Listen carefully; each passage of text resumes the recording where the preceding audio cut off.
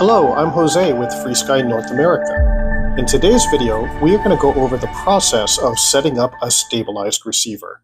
This process will be the same for TD, TW, and Archer Plus receivers. I will also go over the orientation of the receiver in different setup scenarios that can get a bit confusing. This video will focus on the latest release of firmware with Ethos operating on 1.6 and above. This is a major change as to how stabilizers work, so please update your firmware if you haven't done so already. Links are in the description on updating your firmware. We're going to set up a plane from scratch, and I'll be using this Hobby King MFX Racer as an example, mostly because it's smaller and easier to capture on video. First step is to use the Model Wizard to create a new plane. Go over to Model, then Model Select, and go to the plus symbol. And you notice I'm using the buttons at the bottom. Personally, I prefer to use those. I find that I'm quicker with it.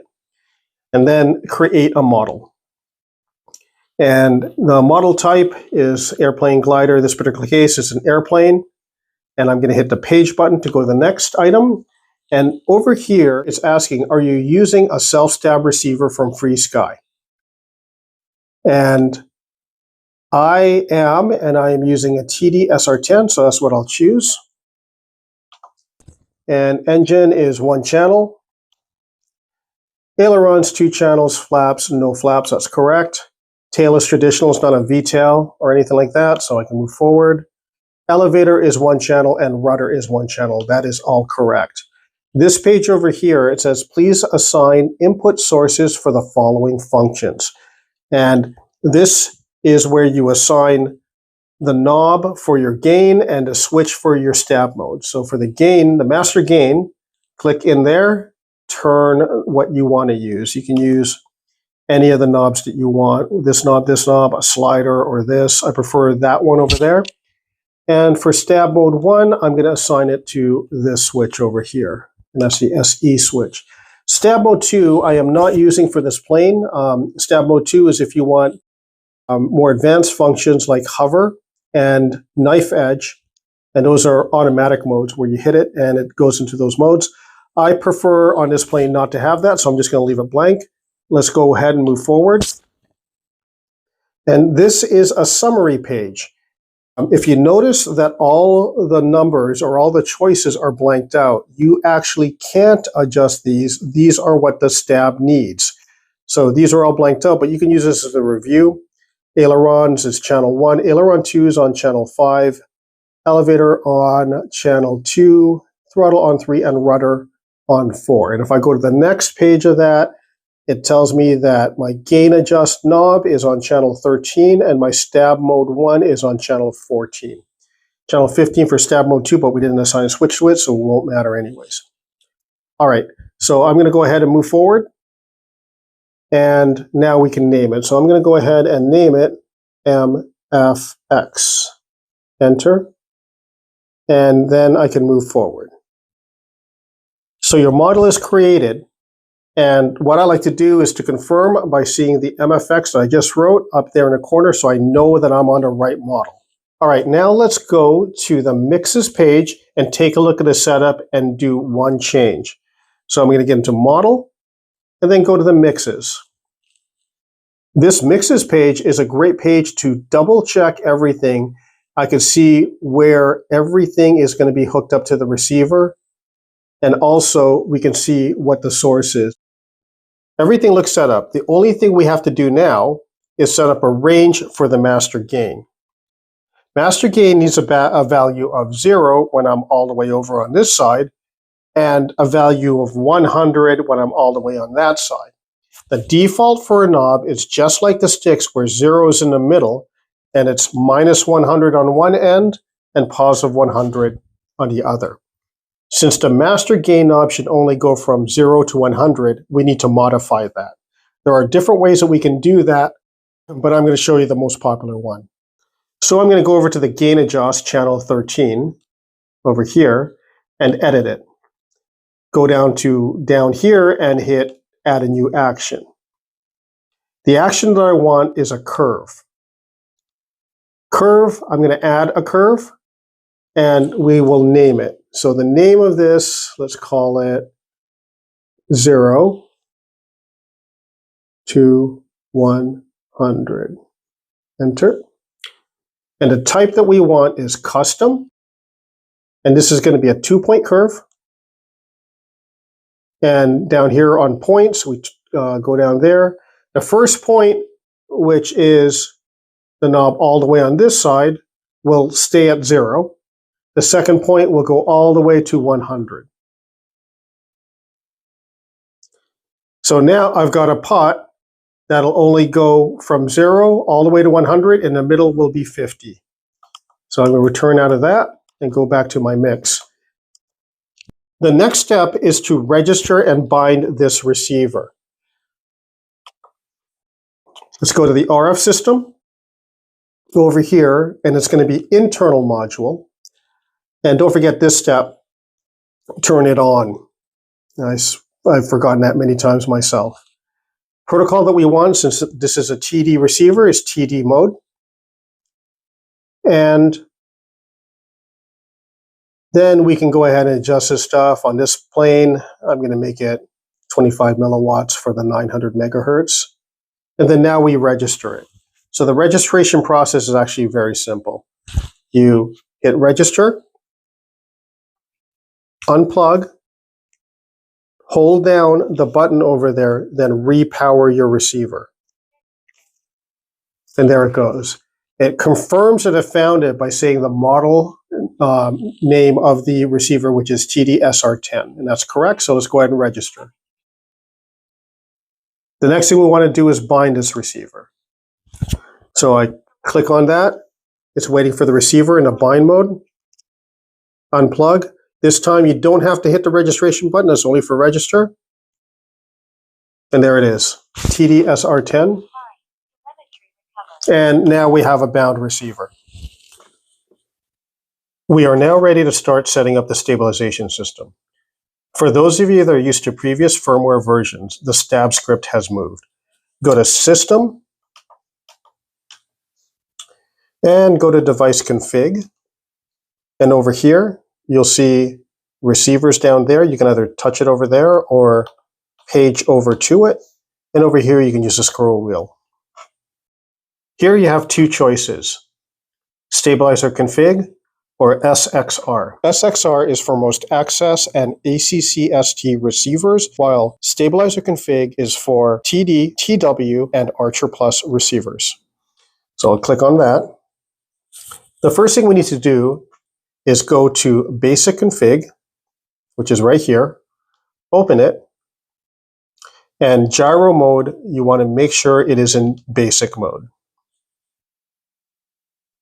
This essentially turns on the gyro. If you go into the other menus and notice items are grayed out, this may be the issue. We are now ready to start working with the stabilization system. The next thing that we need to do is reset the gyros. There are two spots to do it in, Stabilizer Group 1 and Stabilizer Group 2. Let's go over to Stabilizer Group 1, go over here to Reset, and start it. Settings are about to be reset. Please confirm to continue. Reset. Now I'm going to return out of that, go over to Stabilizer Group 2, and reset that as well. Reset. These resets are absolutely necessary when updating to this latest firmware, but it's also a good idea whenever you set up a new plane. Resetting will default all settings and, more importantly, allow full travel to your servos so your rate adjustments will be accurate. One of the items we'll be performing later in this video is a stick range calibration.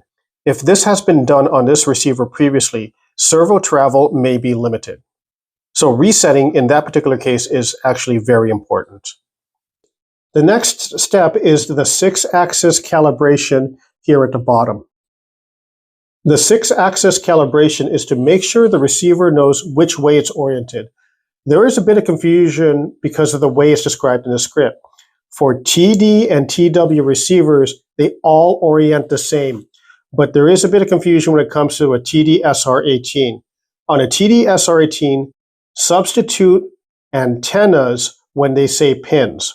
I'll show you with both types of receivers. So again, for all TD and TW receivers except the TD SR18, we can go by pins. So let's do the 6-axis calibration. Hit open. And now it says place your stabilizer horizontal, top side up, which is right like that. And press the calibrate button to start. Okay, it's done. Place your receiver horizontal, top side down, and then press the calibrate button to start again.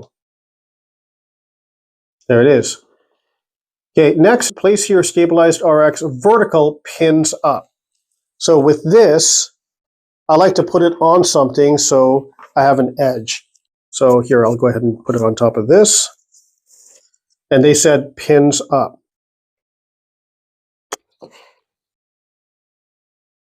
Calibrate. Pins down.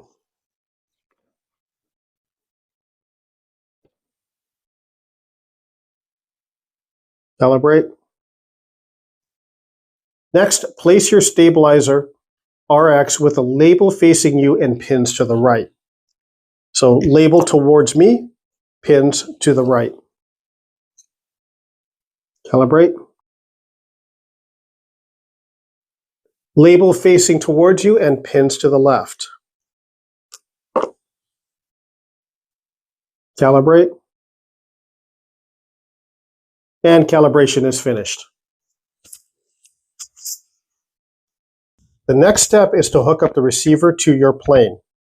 I like to go to the Model Mixes page and use that as a guide as to where the servo leads go. Model Mixes. And now over here, I know that I got to do ailerons on 1 and 5, elevator on 2, throttle on 3, rudder on 4.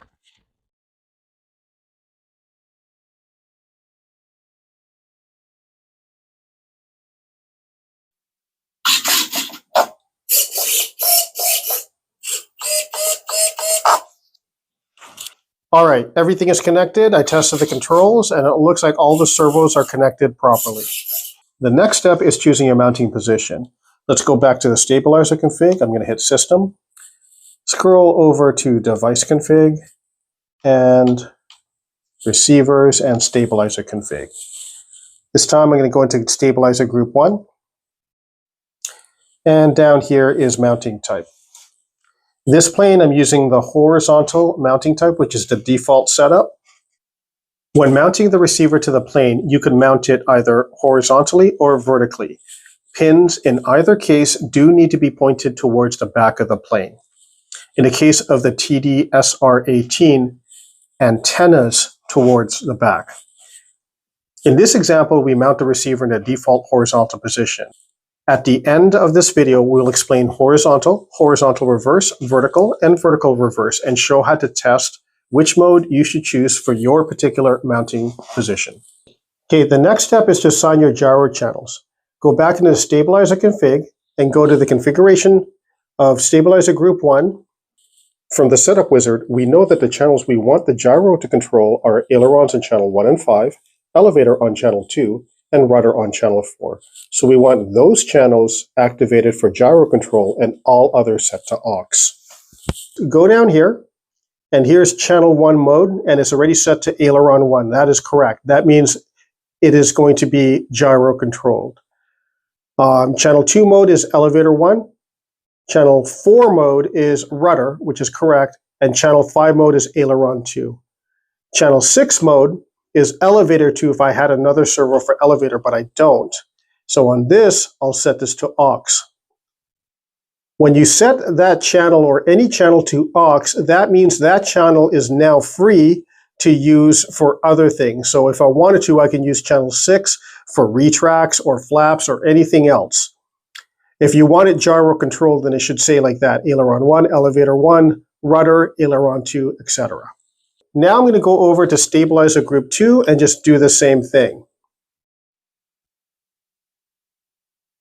Stabilizer is defaulted to on, so I'm going to turn that off. And that should be enough. And you see down here, channel 7 mode is aileron, etc., etc. We're not doing those, but I'm going to switch those all over to auxes. so that I am sure that they will not be gyro controlled at all.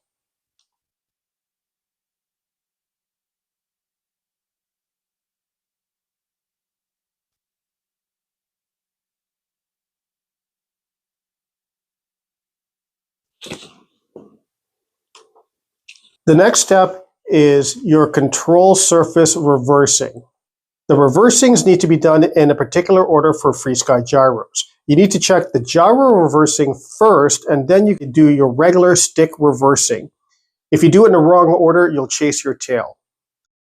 This switch is the one we assigned to gyro mode. I'll switch it over to auto level, and I will go ahead and crank the master gain knob to give me maximum gain.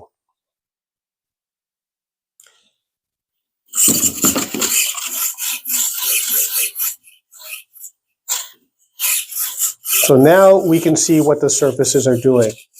To check the ailerons, whichever wing that you tilt up, so if I tilt up this side, that's one should go up and the other one should go down.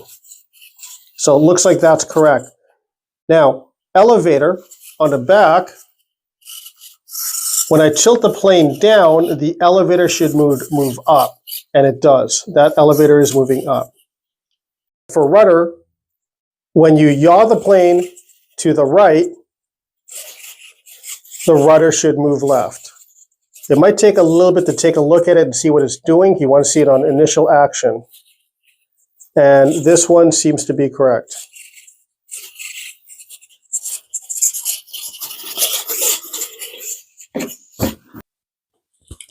So for this particular plane, there was no need to reverse any of the gyro control channels. But let's go through the process anyways. So you go to your stabilizer group 1, go to configuration, and look for the words inverted. There it is. So whatever channel, for example, I have 2 ailerons, and if one of them was needed to be reversed, I can go over here and just toggle this switch. So right now it's on, toggle it off, and I'm done for that channel. Double check your gyro and make sure that you got the right one, but that's pretty much it. I'm going to switch this back to on so I don't fly this plane and have a problem. So my reversing for my gyros is correct. Now let's take a look at my sticks. So aileron, I'll do it this way, it's a little bit easier for me to see. Now you can do this with the gyro off now so it doesn't make that noise anymore. When I move the stick to the left aileron should go up. And it looks like they're not quite right. So it looks like this wing is correct, but that wing is not. Let's look at elevator, and elevator is going the wrong direction as well. Rudder is going the correct direction. So I need to do one of my ailerons and my elevator, and I should be good. So we do that the normal way that we do it with a non-stabilized plane. I'll get out of this and go into outputs. And I believe this one is aileron 1 is the one that's bad, so I'll just invert that. And that is now correct. My elevator on channel 2 needs to be done. And that is now correct. And my rudder is still correct. Okay, now is a good time to adjust your rates. Earlier, we used the reset function in Stabilizer Bank 1 and Stabilizer Bank 2, and that also reset your gyro limits for your stick travel. And because of that, I should have full stick deflection here. If you did not do that, the gyro may limit your rates, so I do suggest doing that reset for every plane. So I'm going to go ahead and adjust my rates. I'm going to Mixer.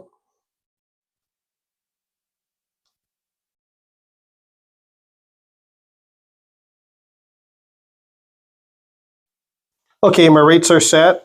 My rates, I've limited high rates to about 80% on the ailerons and on the elevator because this is a fast plane, and honestly 80% might not be enough. So the next thing I'm going to do is I'm going to go ahead and do the calibration for the plane next. So I'm going to go over here, go into System, Device Config, choose the receiver again and stabilize config. And then I go over here to stabilize a group 1. Since I don't have anything in group 2, I don't have to do anything more into there. But I'm going to go over here and do a calibration. Now, these 3 items are what self-check used to do automatically. It used to do a level calibration, a stick center calibration, and a range calibration, a stick range calibration. And it's so much better that they broke it out into 3 different items, and I'll show you why. So the first thing, let's go ahead and do the level calibration. So I want to get the plane as level as possible. So I'm just going to put this here, make sure the wings are level. And the next thing that I need to do is I need to put something underneath the plane to give it just a bit of pitch up. Let's see here.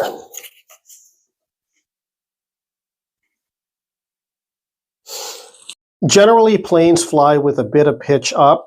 So your attitude's over here, and you might just have a little bit, like 2 or 3 degrees.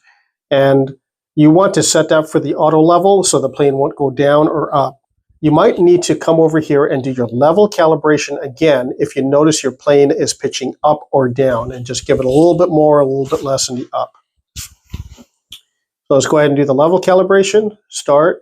Calibration of the horizontal is about to begin. Please place the model on a level position, then press OK to continue. So it is level with a bit of nose up.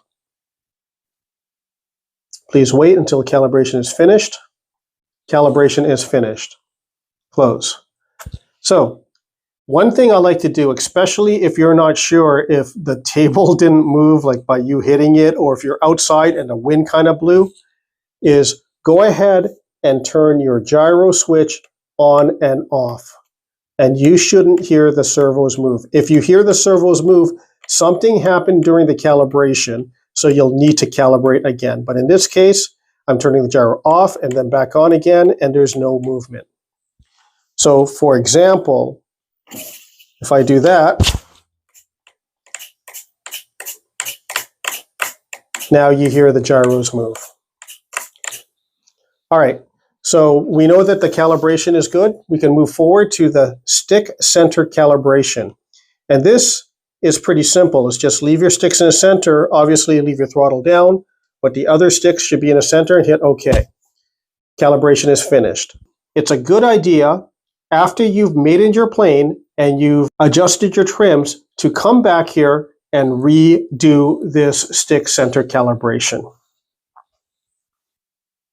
The next item is the stick range calibration. This is where we move the sticks to the entire range.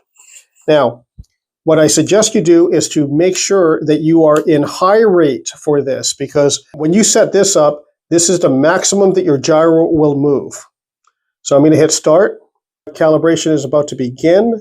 After pressing OK, please move the sticks to the full range in all directions to calibrate. Hit OK. And then I'll just move it over, up and down, left and right.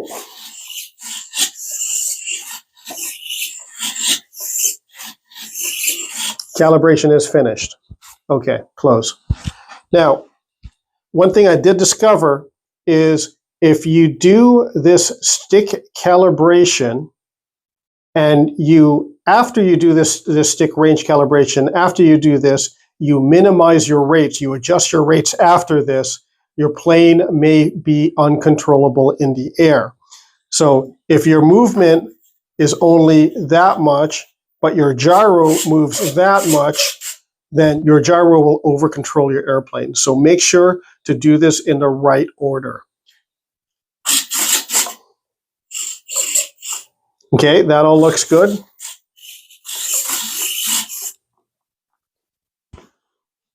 Okay, your basic calibration is done.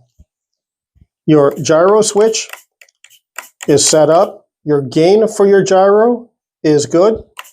The next thing that you need to do is fly the plane and double check everything. So my order and the way that I do a maiden of a plane is I always start with the gyro off. Confirm that the gyro is off.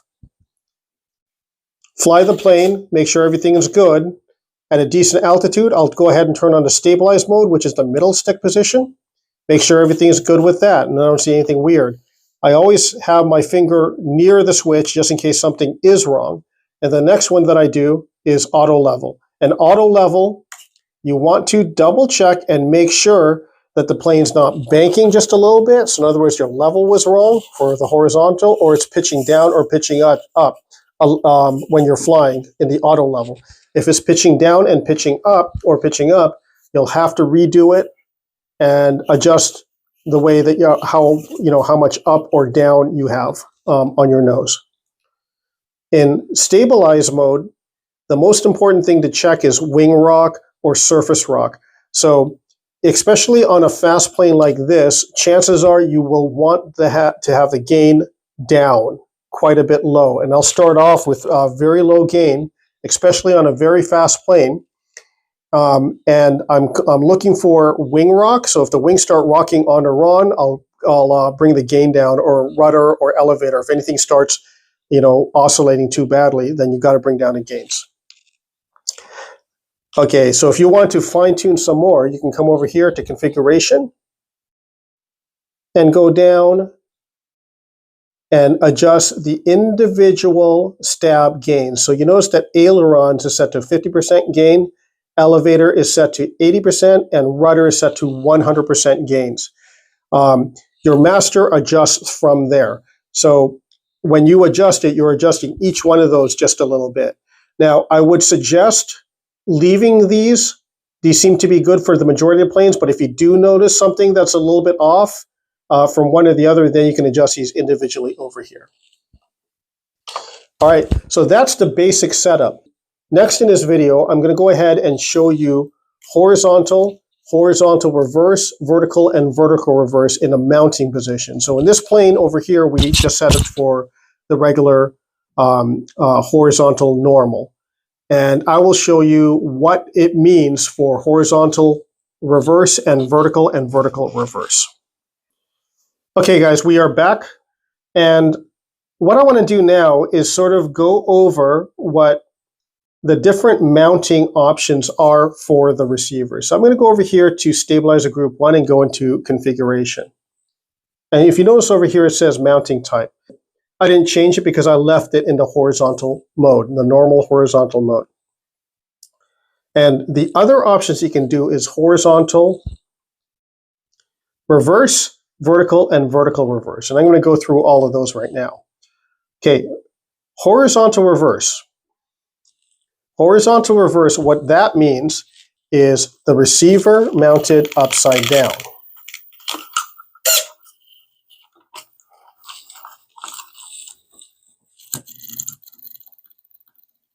And if you notice now, if you take a look, your surfaces start moving to that position. So now, if I try to put the receiver right side up, it'll do that. So this over here is horizontal reverse. And remember, pins back. Or in the case of a TD SR18, antennas back. The next is vertical. No, so in vertical mode, what that means is the receiver either like this or like this. And I'm going to switch it over to vertical mode.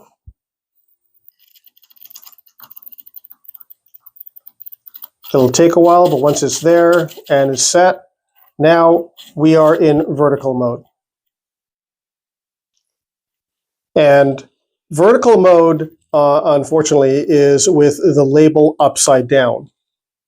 So pins back, or TD-SR18, antennas back, sideways, and in this case, the TD-SR10 label is backwards, and that is vertical mode. Vertical reverse mode, let's go ahead and switch to that. And what vertical reverse mode is the exact opposite. It's pins to the back still, but with a label on going the other direction in the plane. And so that's vertical. And this is a very good way to test for it, is after you've done your calibration, your 6-axis calibration, go ahead and change the mounting type, put it in the way that you think. And if your surfaces in self-level mode on, then your ailerons should go to the proper direction if your receiver is mounted the right way. All right, guys, thank you very much for watching. I'm hoping that this video covered up a lot of things that are a little bit hard to understand with the FrSky setup. Please like, subscribe, and comment. Let me know what you think. Give us some ideas for some future videos, but I'm planning on going through everything in the lineup and doing a full-on instructional video on Ethos, and on sensors and everything else. So if you do have an idea for a video though, let me know and we'll see what we can do. Thank you very much, guys, and have a good day.